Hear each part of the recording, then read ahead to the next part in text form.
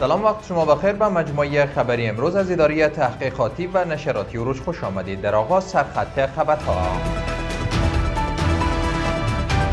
تلاش‌های جدی و سرمایه‌گذاری برای تامین برق مورد نیاز کشور، علاقمندی تاجران ترکیه به سرمایه‌گذاری در شهرک صنعتی هرات و ارائه شدن نزدیک به 2 میلیارد افغانی تمویل مالی اسلامی به دهقان و مالداران کشور.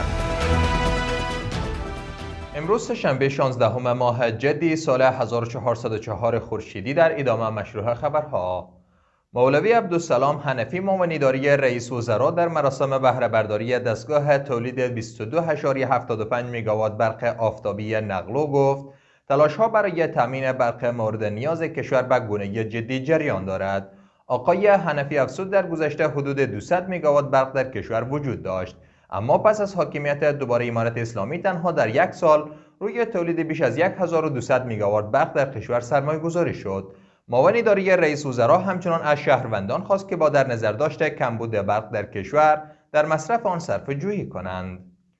شماری از تاجران ترکیه در دیدار با شیخ مولانا اسلامجار والی هرات به سرمایه‌گذاری در شهرک صنعتی هرات ابراز علاقه‌مندی کرده و خواهان همکاری و فراهمسازی سهولت‌های لازم در این راستا شدند.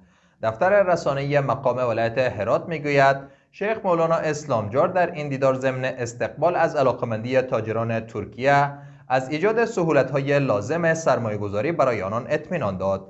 والی هرات افزود که اداره محلی این ولایت تلاش می‌کند با ایجاد فضای مناسب سرمایه‌گذاری زمینه رشد اقتصادی، ایجاد فرصت‌های کاری و توسعه صنعت در هرات را فراهم کند.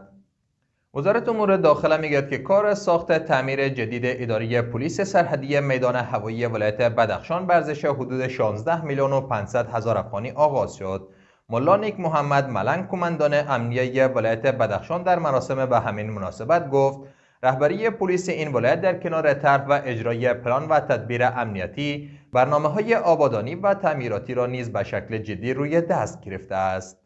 و در اخیر ملا حمدالله فطرت معاون سخنگوی امارت اسلامی میگوید که در سال گذشته نزدیک به 2 میلیارد افغانی تمویل مالی اسلامی به دهقان، مالداران و سکتور خصوصی ارائه شده است. به گفته وی این مبلغ از طریق خدمات مرابحه و مضاربت از سوی صندوق وجهی انکشاف زراعت به هدف رشد زراعت و مالداری کشور ارائه شده است. معاون سخنگوی امارت اسلامی افزود که در سال گذشته همچنان 2503 قطعه نمایش گندم، شالی و جواری در 34 ولایت کشور ایجاد شده است. آقای فطرت همچنان گفته که در سال جاری خورشیدی 21400 متریک تن گندم به ارزش 500 میلیون افغانی از ولایت‌های بلخ، هرات، تخار، کندوز و بغلان خریداری و در سیلوها ذخیره شده است.